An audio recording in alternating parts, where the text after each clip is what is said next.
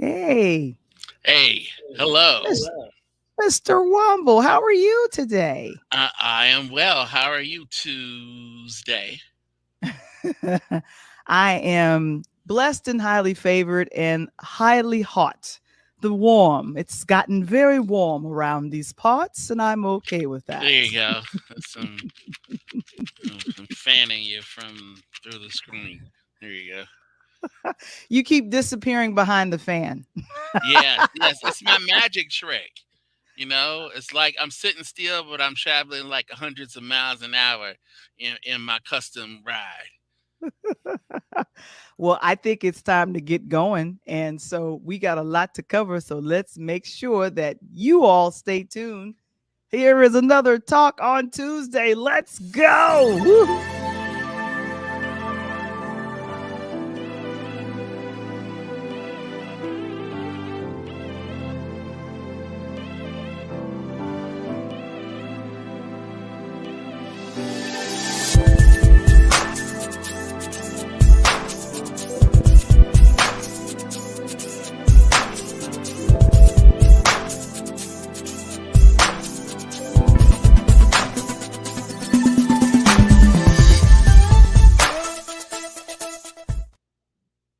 Da-na-na. I love. You know what? Me too. Me too. I love the theme song too. It's one of my favorite songs. I'm trying to get it on. I'm trying to burn it on my CD so I have it on my mixtape. Yeah, it's awesome. And Val's gonna tell you all the important things now. Oh my gosh, guys, we're streaming every Tuesday on our YouTube channel here and also on our Facebook group. Hello to our our folks Facebook group family. Thank you so very much. And Pure Lighthouse, home of the Interludes, and we're on LinkedIn and available now on Pod TV Roku channel. Thank you so very much, Mr. Mark Lee, for making us be on there. And our episode today is brought to you by On Point Book Design. We help you from manuscript to finished book, making sure everything is on point. Book an appointment with Natalie and give her a call at area code 443-691-1386. And if you're interested in starting your own platform and you're a big fan of Talk on Tuesdays, Uh-huh. hashtag Womble Wednesdays, or our audio show Interludes, a Pure Lighthouse production, join us on Patreon. And I'll ask Kevin to put that in the chat. Become a fan and a member of our podcasting community today. Okay, we have taken care of business. Let's Shots, see. shots, Patreon, shots, shots. Yes. So I see Mr. Fox is in the building. Man, he is in Chicago. Oh, the other Fox. Oh yeah, Phil. Yeah, what's up? What up, Phil? Yeah, blessings and condolences, Phil. Sorry about your Lakers. They just ran into a much better team. What in the world? It I thought happens. you. It happens. It's okay. It's okay. LeBron can take his talents to the retirement home, and it's fine. Hey, you can become a member of an Interludes podcasting community here at https://patreon.com/interludes. Interludes. And there they What you? are. They're my friends. There's Yeah, Mr. you have to. Reyes and Mr. Toretto. And this is Fast X. X. And So, X, of Michael, course, means that it was exhilarating and exciting and not that they did an exit or Brexit. Hey Daniel, speaking of Brexit, hey Daniel, what's going on? All right, and so and good to so see here, let me everybody. ask you this. Now, I was trying to see Fast and Furious. I don't know how many people have gotten a chance to see because it came out this Just the rest weekend. of the world and without It you. Yes. it did wonderful. But you got a chance to see it with a former guest and friend to the show, Jonathan Keaton. What did you all think about this installment? I Well, was hoping it's the last yeah. installment, but it ain't. Well, I thought that it was until the very end, and then it's like, oh wait, I missed it because I made sure not to read anything before I went to see it because I wanted to have that kind of experience with it. Mm-hmm. Just like Nicole Kidman says, theaters they make movies better. So that's how I went in, and this is something that I wanted to see. And if you want to see the movie, go see the movie in a theater. Do not wait for it to straggle on to Peacock streaming or Amazon, such and such. Don't watch it on your phone. Okay. Go into a theater. The sound is part of the experience. The big visuals on that screen, that's part of the the experience. And as Val said, I went to see it with a friend, extended family. We all went to see it. It's part of it's a communal experience, and that kind of takes us back to movies pre C-19, right? Fast X pre C-19, and this movie was completely insane. It was over the top. It made no sense at various times. It stuck to the storyline.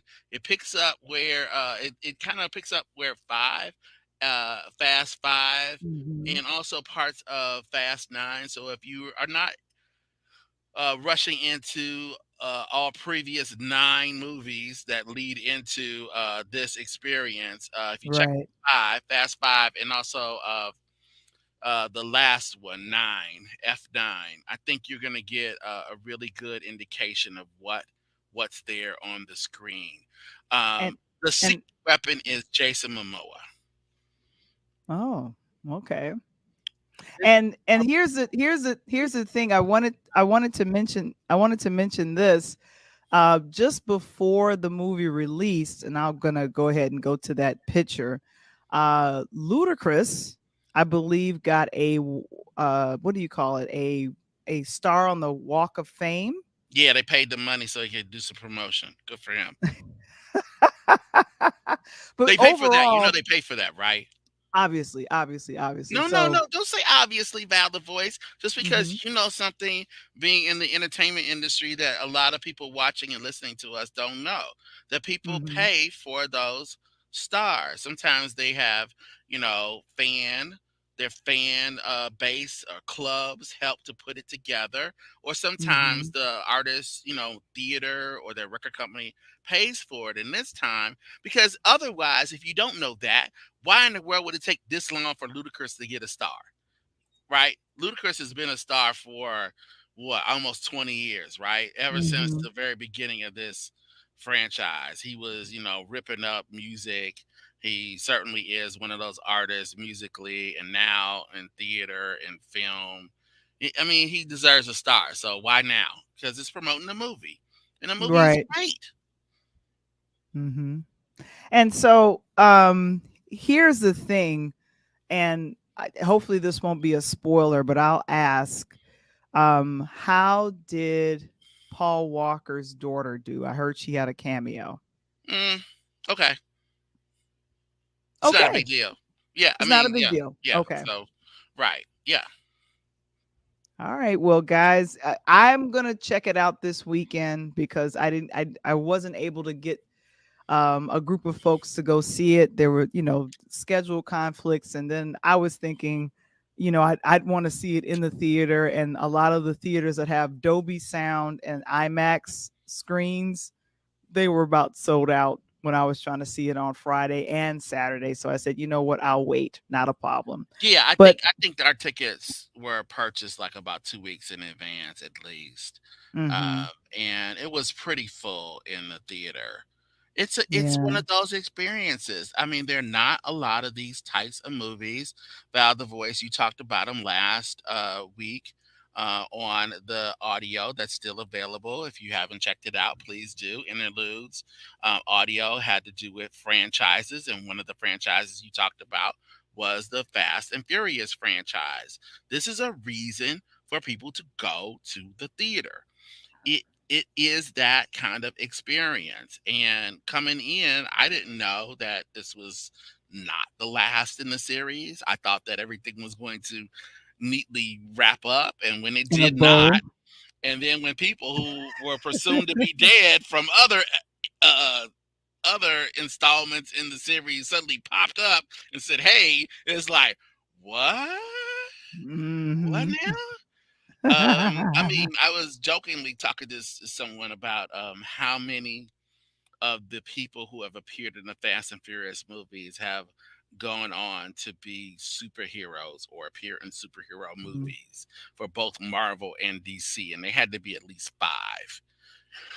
Ranging Wow. from Captain Marvel to Wonder Woman to Aquaman to Black Adam, and it just kept going. It's like, you know, these types of movies are what keeps theaters going, and it's what brings people out of their houses buying, big tubs of popcorn and, too much soda or whatever, or sitting in the recliners. They really are they do really make movies better. And Right. I like all types of movies, but I also like these kinds of movies where you can kind of turn your brain off, watch a man lift the car up with one arm, see a kid jump from one moving vehicle to another unscathed, somebody Mhm. play, essentially play pinball down a city street. It's amazing. It's just a feast for the eyes. So Valerie So West, when I you I see it, you're going to enjoy it. I mean, if you let yourself go, you will enjoy it. what I will say is when I wasn't able to see Fast X, and guys, let us know in the chat. Thank you so very much, Kevin, for asking folks if you've seen the movie, you've seen the blockbuster. Go ahead and go ahead and let us know. I had someone visiting from out of town, and I decided to go back and go into the national parks and museum for Pullman. And I was really, it was really a beautiful day on. I think I went on Sunday, and it's literally it's a national monument and also a state historic site. And I'm putting in the chat our episode Men of Distinction, that's what it was called, Men of Distinction, and the Pullman Porters. And I brought someone was visiting. Literally, they had another 5 or 6 hours left here in Chicago. I had to take them over to O'Hare, which is way away from everything if you live in the city. And so I got a chance to go inside of the what do you call it, the museum. I'm going to go over here, and it was good education for me, and to really read about, and it's like one section of the museum, Michael, where they literally highlight the Pullman porters. And it was good, that episode that we have. Your mom talked about it. We interviewed your mom, and she kind of let people in on all that the Pullman porters went through, and just kind of that era of time. And I want to say just coming into the Industrial Revolution here. And so I said, well, let me snap some pictures. I asked, could I snap pictures? And they were like, yeah, of course you can. But yeah, Michael, what do you think? Yeah, so Well, mhm. So the Brotherhood of Sleeping Car Porters, that was the union that was put together by A. Philip Randolph. Both my grandfather and great uncles at times were Pullman porters, the majority of which were based here on the south side of Chicago. They were African American men.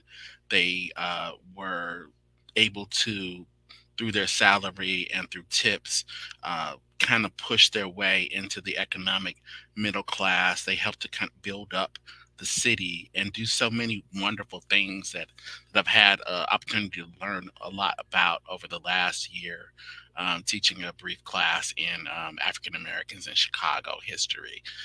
They were able to kind of help to forward the black media. through the Mm-hmm. Chicago Defender.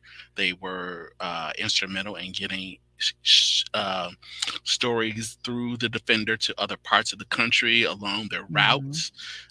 Probably the Defender, along with Ebony Magazine and all these other things that came out of Chicago. The Brotherhood of Sleeping Car Porters were instrumental in kind of distributing media before we had TikTok and Instagram and all the other platforms that we get to use now here with Interludes Extra. They also, through this union, the fact that these men were able to unionize, created really incredibly transformative political power. A Philip Randolph, who becomes the head of this union and it serves as its attorney, threatens at one point to march on Washington to Mm. to raise the wages and to put the agenda of Black America in front of then President the president at the time. He doesn't do it then, but waits and runs into this minister from Atlanta, Georgia later, who is Martin Luther King Jr. Martin Luther King Jr. and A. Philip Randolph, they dust off this plan that they had drafted before to go to Washington, and that turns into the '63 March on Washington. So the Brotherhood of Sleeping Car Porters, the Pullman Porters, this is the reason why it is Chicago's only national park uh, national park district museum in the city. And Val, I was there, as you know, when it opened. I'm looking at some beautiful things. I mean, when you were there, it looks like a castle, doesn't it? I It mean, does. last week you were talking about, Queen Charlotte. I mean, you got to Mm-hmm. go to. There's a Hotel Florence there. There's so many things. Mm-hmm. What was that experience like being there? As it is today. Well, it was good to see it through the eyes of my friend who I met on Clubhouse. This was our first time meeting each other for the first time, and this is my friend Robin. She was visiting from Florida, Michael, which is great. And so Yeah, we it's cool to leave Florida. Going to Florida, mm, be careful as an NAACP test. so she walked around and was really fascinated with the break, literally the rooms. Kind of, you were able to sit in a car and see what it was like. They had reenactments and videos, so it was really a wonderful time. And I took her to the Ooh Wee restaurant. Ooh, it is Ooh Wee restaurant, and she enjoyed some shrimp and grits for Woo. for brunch. So we really had a nice time on Sunday. And to me, that was, I was fast and furious trying to make sure she caught her plane on time. So I had to hurry up and get her to O'Hare because Pullman is way away, Yeah, is South Side. on the south side, And and O'Hare is an island unto itself. it's way on the other side. But we really had a good time.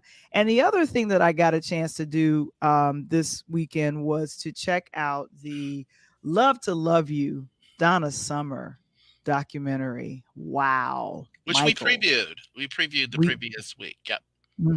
we previewed it. I don't know if anyone got a chance to see it. It's on HBO Max. It was produced by her beautiful three daughters. And Michael, what's your impression? If you were to pick out a favorite song from Donna Summer, which one would that be if you loved it? Oh, just one. Okay, I can give you my one. Mhm. It's hard. Five come to It's mind, very but hard. certainly the one that is for me is "I Feel Love." I mean, "I Okay. Feel Love" is the song. I mean, there's so much that Mhm. she's done over her career, and Mhm. that one hits. It's just, what does a kid say? It hits different. Still Mhm. to this day. What about you, Val? It would be She Works Hard for the Money. And I think it was uh I understood the one thing that I did understand is she unfortunately was not being paid correctly from Casablanca Records, and that really bothered me that, you know this was a big push on MTV to get her music video on, all of these channels, and just to see all of the women represented, like all of the, you had the nurse, you had the construction worker, and she was, and I think she was dressed in like either a maid outfit or something. No, I think she was just dressed normal, but she was trying to represent every worker that was out there. And I just remember I love music videos that had like full dance scenes, like they were dancing on the street, and I was like, oh yes, she works hard for the money. And so I was just all excited. Now there's so many others. There's Bad Girls, there's Last Dance, it's all of those others. But I think if I was to pick out that one song from Donna, it was that one, because she literally, that song kind of represented, the the working woman in America society back in the 80s.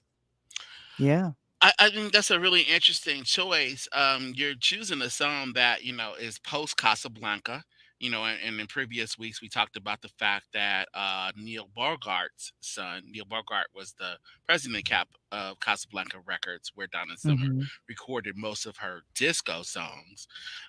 They came out with a movie of their own just recently to kind of tell their story, and then you Mhm. have this documentary done by a Oscar winning director, and it kind of tells her story, and there's some conflicting things there. It's a little bit different. It's not as It rosy is. on Casablanca as you said. They did not pay her well. I In didn't the know movie, that. I won't get into the specifics of it, so that you can Mhm. check it out there on Max. It's called Max now, streaming. That Donna Summer, has a real life inspiration, a person that she's writing about when she initially thinks of this song. This song also really, to breaking away from Casablanca, this is one of the first songs on Geffen Records, which is the record label of David Geffen, who is someone famously is a talent agent for the stars. He's someone who is producing movies. He does all these kind of amazing things. He was the G and SGK at some point. So he pushes her to the point where she has the distinction, at least according to this documentary, of being the Mhm. first black female artist on Mhm. MTV, for she works hard for the money. And I Mhm. just remember knowing that there is a viral kind of video. It's interesting how these things happen at certain times, of Whitney Houston right now giving an interview to MTV, in which she talks about the fact that, did you grow up watching MTV? And she's like, no. And Whitney Houston is telling the MTV interviewer, because they're prepping her for this, star turn, that well, we wanted to talk to you about how you grew up with MTV and what MTV means to you. She's like, no, she said, like, you guys wouldn't put me on. He said it's only when I had a number one song that could not be denied, that was, even though it's R&B, it was too big for even you to not put me on, and you did. And then they Mhm. asked Whitney Houston, do you let your daughter, may both of them rest in peace, Bobby Christina, do you let her watch MTV? And she's like, no, because of the images and the stuff that you portray of young girls, I wouldn't let my daughter watch any of that. And so you see like these stars, and I mention that because I think what this Donna Summer documentary manages to accomplish over a Mhm. longer period is the same thing that makes that, why that meme is in, or that video is catching so much attention from Whitney Houston, is that we know of these people because of their songs and their public life, but they Ooh, had private lives. very And private. and Oh my and they were gosh. and they prided themselves, no matter what Mhm. you might think, given their money and fame and all, but they prided themselves on being parents, being good parents, Mhm. being, mothering their children, and taking the time away and making sure that that was protected. And I, Val, the voice, I'll ask you, before we make a transition here, I'll ask you, what do you think of people today? There's so much of this, social media where you see so and so star and their daughter, and they're doing, TikTok videos, and they're making pancakes, or they're, painting their nails, and they're doing this stuff. And we are privy to all of this. But there's no one way in the world Donna Summer would have let that happen. I mean, No. she was Mm-mm. her family was everything to her. Her career was very important, but her family Mhm. was equally important, and she kind of kept that away. And in that way, that takes me back to the original movie, Fast X, because as you know, in Fast X, It's it's all about all about family. family. That's right, All about the all about family. family. All Yes. about family. And so I'll say this to close out with Donna Summer, because there's one more entertainment story I want to jump to. Is I was I loved how the daughters came together to put this together, and to literally say and to kind of tell, this is our mom's, truth. And she was protective of us. We're letting you in a little bit to see, crack the door open a little bit. And just some of the reveals, like I'm starting to really be appreciative of the sacrifice all of these stars, especially our singers and performers, what they went through to bring us this great music. You never knew what they were sacrificing personally to give us and to entertain us. And it looked as though she was constantly touring and constantly, producing. And she had an album concept in it, and all the music kind of followed it. So guys, on now Max, it is streaming over there. Love to Love You, Donna Summer. And I think they picked the most provocative song of her catalog to title this. And I think they did that on purpose, just to say, look, you might have thought Donna was this way, but we know her as mom, and we know her in a different light. And here's her story. So please go ahead, guys, and check that out. Love and Love to Love You. Oh my goodness. Michael, I made the recommendation to try to say, hey, let's go ahead and check out the And I made the ultimate sacrifice and actually watched that trash. So please give any thoughts and prayers you can send my way. Please do. It's an hour and a half of my life I'll never get back. No, don't show the original that was funny, that was entertaining, that had movie stars in it, three that I can count right there. That was worth going to